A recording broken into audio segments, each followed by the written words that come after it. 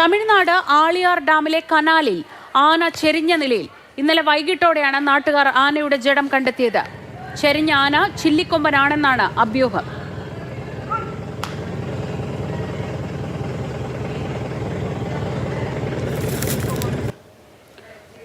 Gokul VS വിവരങ്ങളുമായി. ഗോകുൽ, ഇത് ചില്ലിക്കൊമ്പനാണെന്ന് സ്ഥിരീകരിക്കാൻ വനം വകുപ്പിന് കഴിയുന്നുണ്ടോ?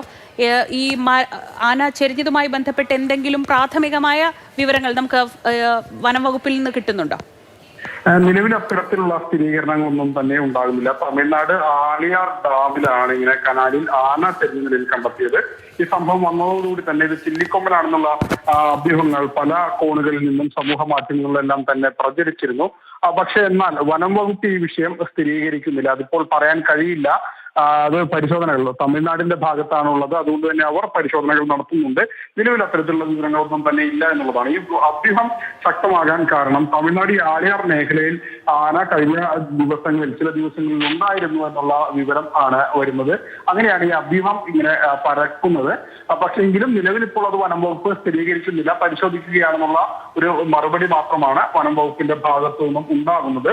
ഏതായാലും തമിഴ്നാട് ആളിയാർ ഡാം മേഖലയിലാണ്, അതായത് ഈ റിസർവോയറിന്റെ ഭാഗത്താണ് ഈ സംഭവം ഉണ്ടായത്.